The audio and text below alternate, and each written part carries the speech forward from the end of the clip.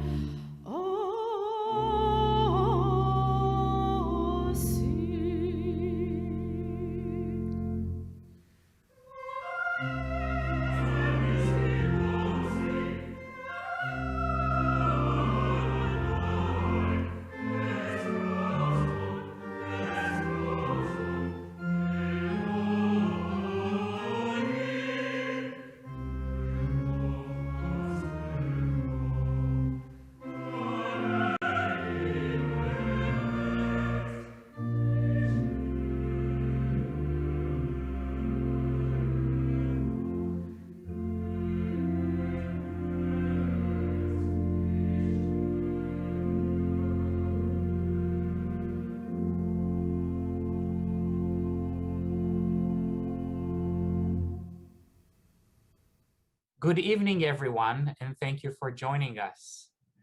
We're thinking about Louis Lewandowski, and I'm thinking about a friend of mine who's actually an expert on Louis Lewandowski. So let me call on my friend, Dr. Ralph Seelig. Ralph, good evening. It's wonderful to have you here and joining us. I'm glad to be here with you.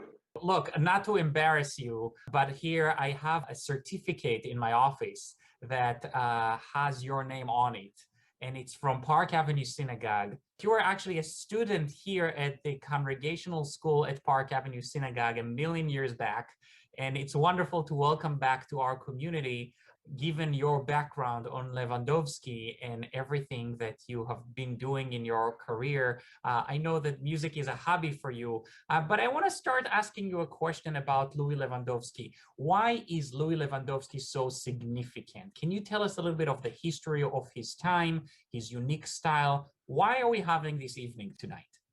Okay, that's a very good question. In order to understand where Louis Lewandowski started from, he started in Berlin, Germany. He was born in Poznan, which is now Poland. When he was 12 years old, he went to Berlin. And fast forward the story, when the Oranienburger Straße Synagogue opened up September 5th, 1866, Lewandowski was appointed the music director. Everybody says Lewandowski is a cantor, but he's the exception to the rule. Solomon Sulzer was a cantor. Edward Birnbaum was a cantor. Emanuel Kirchner was. But Lewandowski was not. He was hired by the Berlin Jewish community to arrange music specifically for organ and choir. And yes, we mentioned the word organ because that was relatively a new concept in Berlin in the sense that this was a massive pipe organ. The organ, if you know the history of it in the German synagogue, started back in Zezen. But when you mention organ, it's a harmonium, a small organ that you had to push, a push pump organ. And as these synagogues started to be growing, like in Mannheim, for example, in Munich, they were equipped with big organs. But Lewandowski really integrated Synagogal Musik, as we say in German, synagogue music, into the not only Berlin community, but the whole community of Germany. It should be pointed out that Solomon Sulzer was the pioneer of cantorial music in the sense of using organ, but he didn't use organ on Shabbat. He used it for weddings, for festivals, for concerts. Lewandowski integrated the organ all the way throughout the year. Just to give you an idea what the synagogue looked like, this is one of the original lithographs from 1866. This is the Oranienburger Straße Synagogue, which, by the way, still exists today, but not with the actual synagogue. The actual synagogue looks something more like this. This is what it looks like from the back. And when the wall came down in 1989, the Germans decided to rededicate the building. I don't want to say the synagogue because it's a very small synagogue up there. It's interesting. So going back to Lewandowski's style of music, what is so unique about it? Well, what makes Lewandowski unique is it was unique for the time it was written. You have to remember, there wasn't much synagogue music. It's interesting. So we always know and we think about Lewandowski as the pioneer of the orderly style of the Western European style of Jewish music, following the footsteps of Solomon Sulzer in Vienna.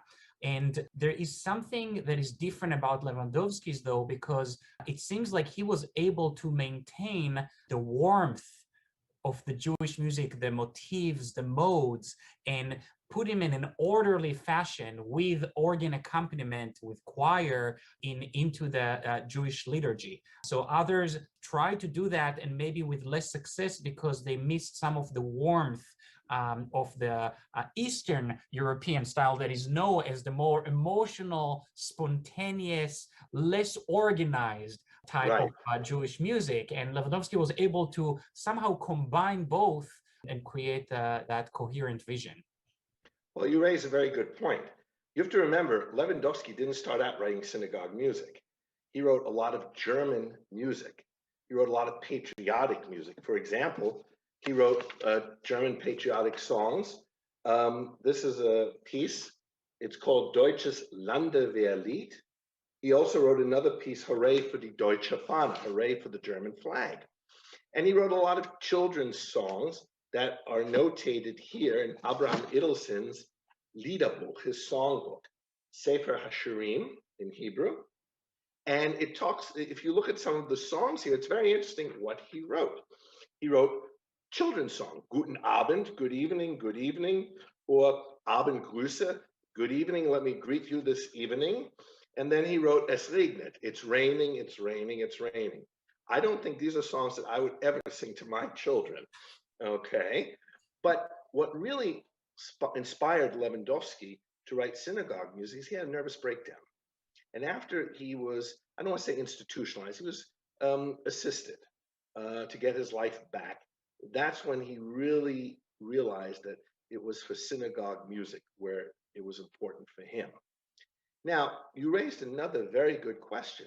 How was Lewandowski able to prevail throughout Germany? Well, that's a simple answer. There was nobody else like him. And if you look at some of the partitures, the books, okay, for example, I have partitures from Mannheim. I have choir books from Germany, from Munich, from Mannheim. You will see mostly Lewandowski's music because there was nobody else out there at the time. And he really knew how to integrate the music, but he really wrote in a style of Mendelssohn, okay, because also the Mendelssohn family sponsored him at the Berlin Academy. His music really is different because the Nusach is different. And when we talk about German Nusach, you have to understand there's the Berlin tradition, there's the Frankfurt tradition, there's the Southern German tradition, there's the Hamburg tradition, because the Hamburg hymnal, which derived around 1845, was used up in the north part of Germany. Lewandowski reached to the cross section of the population. And he also tried very hard to reach the non-Jewish community by writing 18 liturgical songs. The other thing I do want to say, just one more thing with Lewandowski, is Lewandowski's music was written to the actual prayer book of Michael Sachs, okay? If you collect music like I do, the most important thing is to collect the prayer books with it, because as text changes over time, or people, omit prayers or change words, the music has to be changed. And Lewandowski's music was quite adaptable to doing that. We are going to hear Petach Lanu Shar, Open the Gates for Us, from the Neila prayer, an older recording with the Rias Kammerchor of Berlin of Lewandowski's music, Petach Lanu Shar. Petach lanu shar bet Neila shar ki fanayom.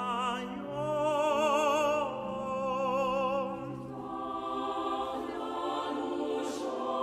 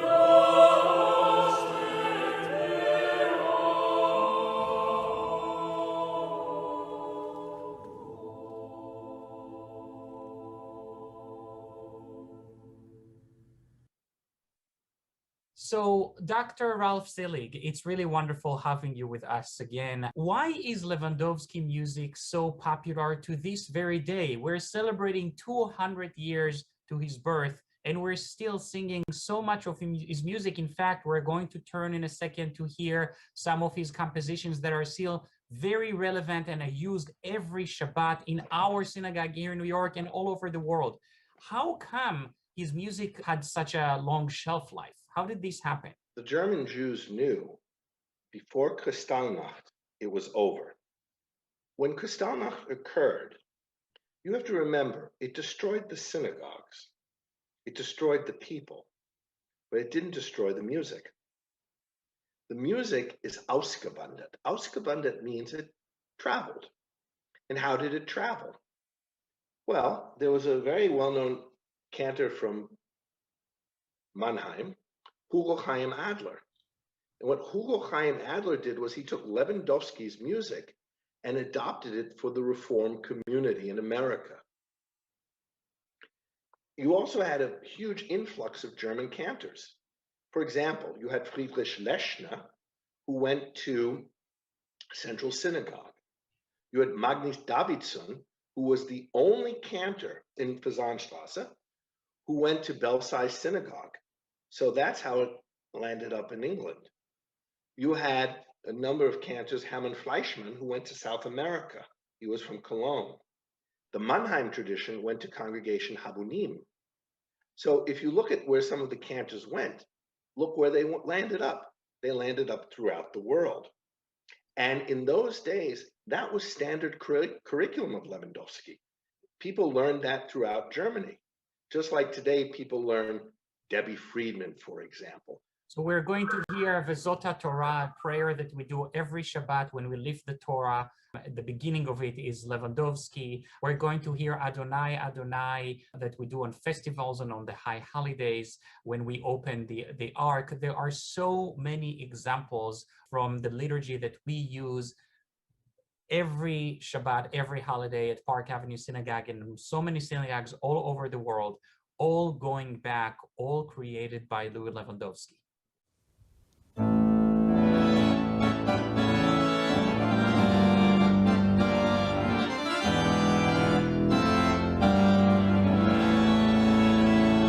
וזאת התורה אשר שם משה לפני בני ישראל על פי אדוני ביד משה וזאת התורה אשר שם משה לפני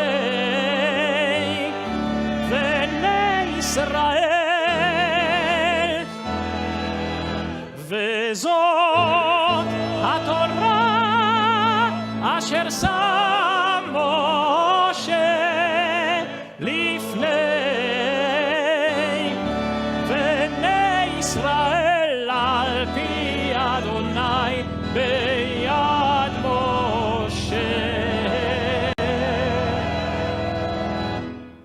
We're going to hear another prayer of Hashkivenu by Birnbaum, which is still used to this very day in our synagogue, sometimes on the high holidays.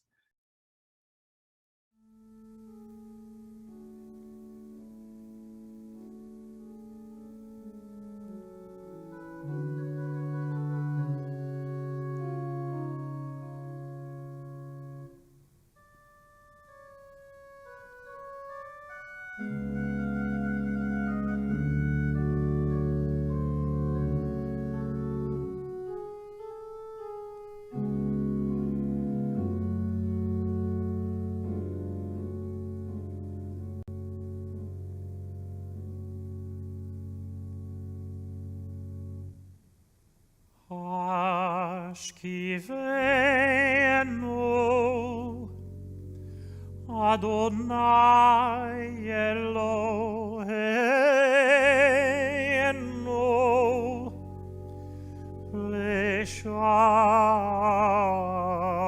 Leshalom Ve'hamidenu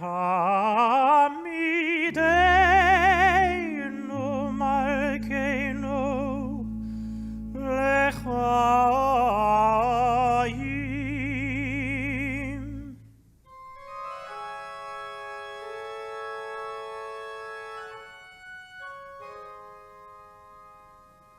ופרוס עלינו סוכת שלומך,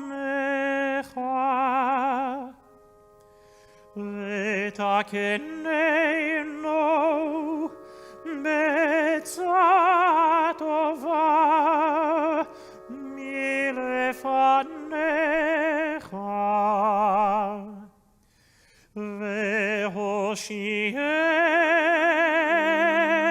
והושיענו למען שמך.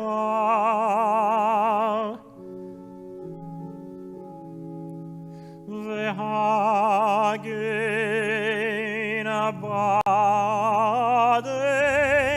בעדנו,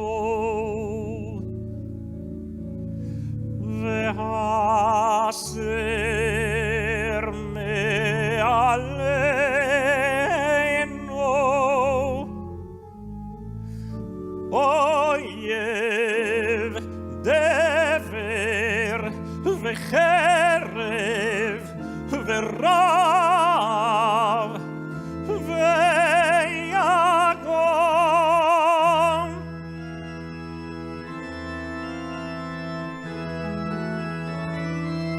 והסר שטן מלפנינו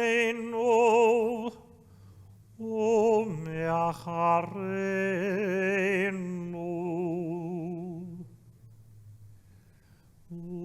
ובצל כנפיך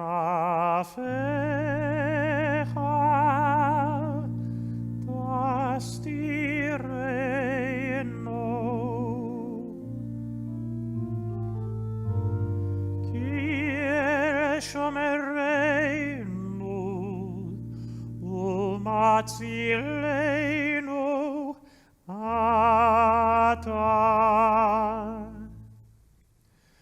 כי אל מלך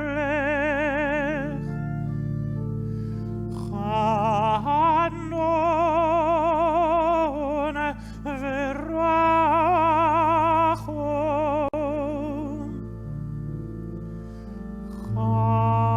חנון ורחום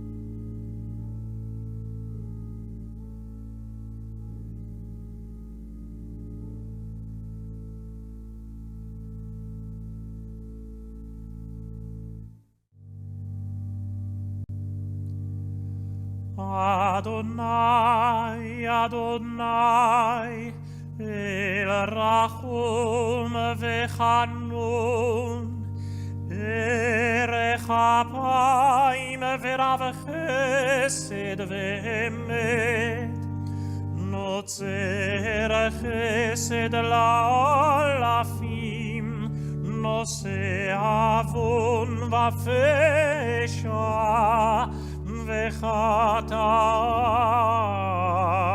ונקה. אדוני, אדוני, אל רחום וחנון, ארך אפיים ורב חסד, ואמת,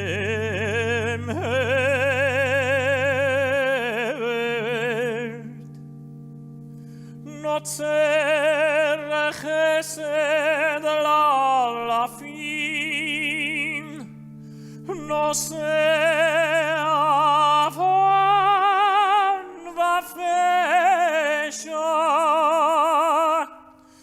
וחטא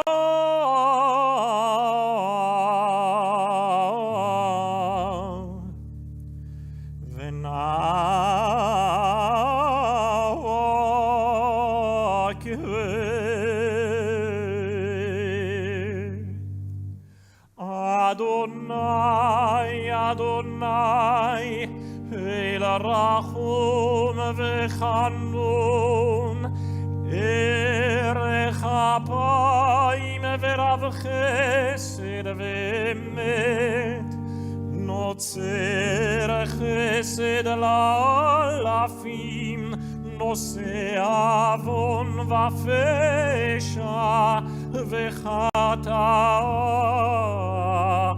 v'Nakeh.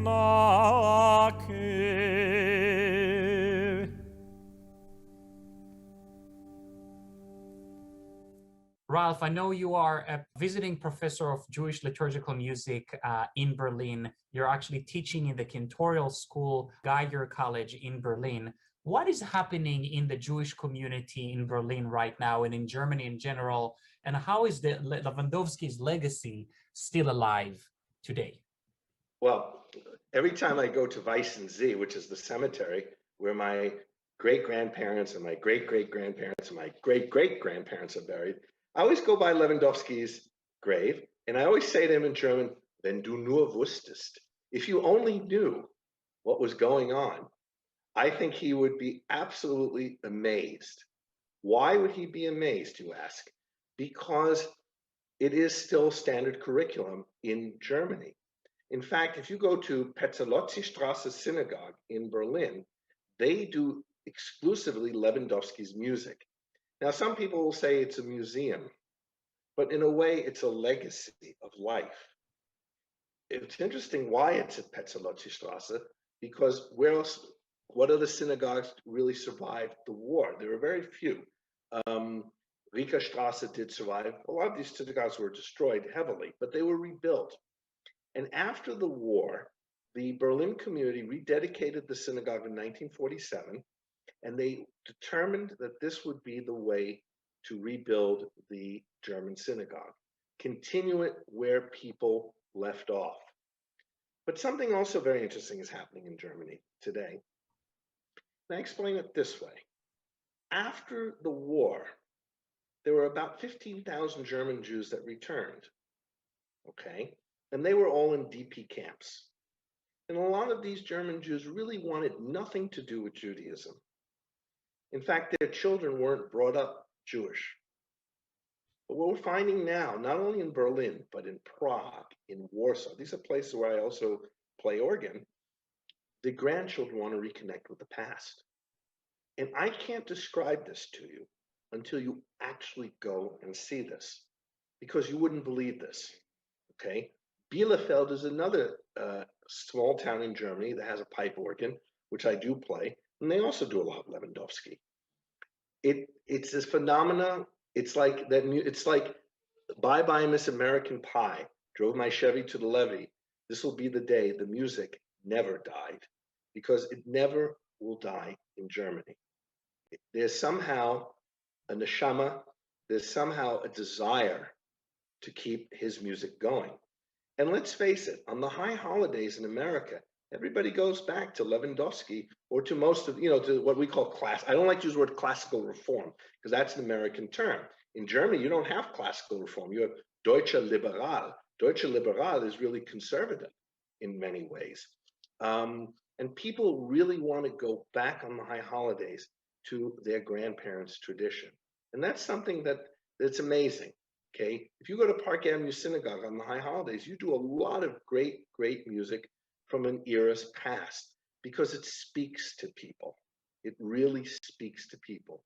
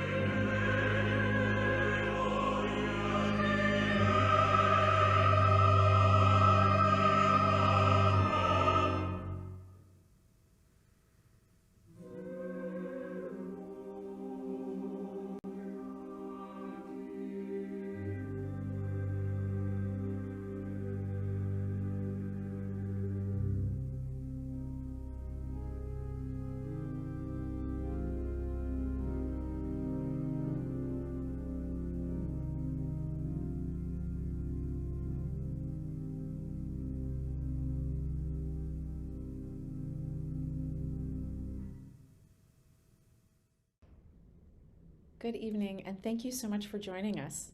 We hope you're enjoying the program so far. I am Cantor Rachel Brook, and this next piece that we'd like to present to you is a beautiful composition by Lewandowski titled Tzadik Katamar. This was arranged for us as a duet by our good friend Raymond Goldstein, but is originally composed in a four-part style as a choral work, and is really emblematic of Lewandowski's compositional style, which is known as Shirat HaSeder, or the orderly style. And this contrasts with another popular style of cantorial music of that era and later, which was called Shirat HaRegesh, or the emotional style, which was less metered, more embellished, and virtuosic. Now, whether it's Shirat HaSeder in the orderly style, which is highly composed, or Shirat HaRegesh in the emotional style, I think you'll find that this beautiful composition, its soaring melody, its beautiful harmonies, are emotional enough in their own, no matter how we classify it. We hope you enjoy this particular arrangement of Tzadik Katamar.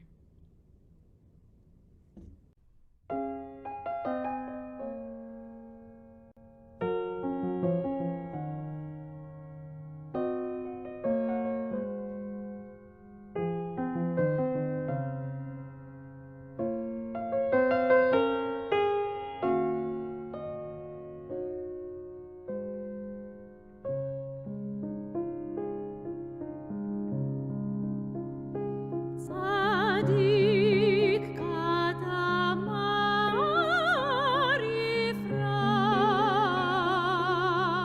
yifrach, ke'erez balvanon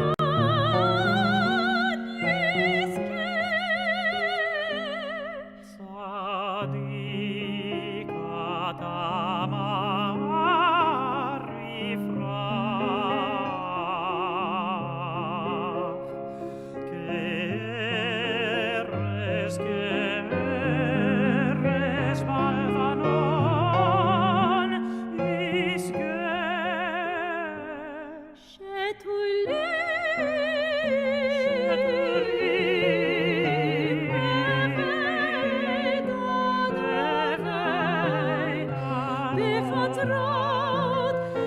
בחצרות אלוהינו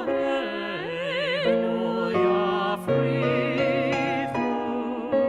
עוד ינובון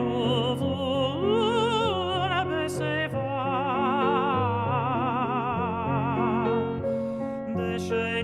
דשנים ורעננים יהיו,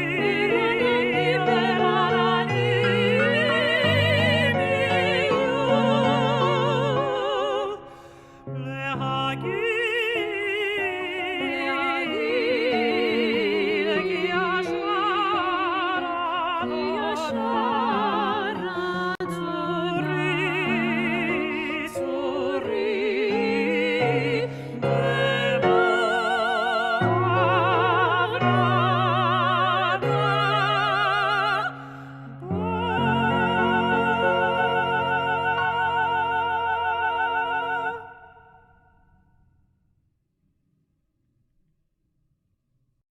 Ralph, on a personal level, I know that you have lost your mother recently, and I remember her sitting at the back of the sanctuary of Park Avenue Synagogue every Shabbat, as you described, sitting like that and just moving her head gently, signaling to me that I'm doing okay, and sometimes also doing that, signaling to me that maybe I'm not doing so much okay. First of all, we're very sorry for your loss. What attracted your mom to come to Park Avenue Synagogue? Well, that's a very good question, because it's not only what attracted my mom, it's what attracted me. You have to remember, I grew up in New York, and I grew up at Habunim, which was a very German synagogue. And their Hebrew school in the 70s really didn't exist. So my mother decided, well, we're going to go and send you to Park Avenue Synagogue. If you told me at 12 years old or 11 years old, I'm going to talk about Lewandowski, I would tell you very quickly where you could go. Okay, it wasn't to the shul. And it was really at that point in my life when I realized, wow, what this music is about. But what really made me hit home was when my father passed away back in 1987. And I asked myself, how am I going to preserve this tradition? How can I do something like this? What am I going to do? How am I going to do this? So I asked every cantor I knew in the book, do you have music? Do you have Lewandowski's music? Do you have Kirshner's music? Before I knew it, people started giving me a lot of their books and entrusting me with their manuscripts. And I never thought I would ever say that I would be passing it on to the next generation of cantors. The reason I say that is because there's one thing that hits me very hard, and that's after the Kedusha, Lador Vador Nagid Gadlecha, from generation to generation. And that's a very important phrase that we need to pass on, not only the Torah, not only the liturgy, but the music, so it's not forgotten. Remember, Eitz Chaim Hi, we are the tree of life, and you as a cantor, and me as a professor, we're trying to extend the branches so that people are aware of a tradition. Remember, we have to speak for those who can't speak anymore, who lost everything. And if we are to educate our next generation, they can make the decision about the music, but at least they should be aware of our tradition, not only of the music, but of the nusach as well. Ralph, I am so grateful to you. Thank you so much for joining us this evening. I look forward to seeing you in person in the center of Park Avenue Synagogue. I look forward to your jokes. I look forward to seeing you at Kiddush, and I also look forward to seeing some more of your manuscripts and learning more about this lost tradition that is very much alive thanks to your efforts. Once again, thank you, Ralph, and thank you everyone for joining us. We're going to conclude with one of the best hallelujahs out there, Psalm 150 by Louis Lewandowski. Have a good evening, everyone.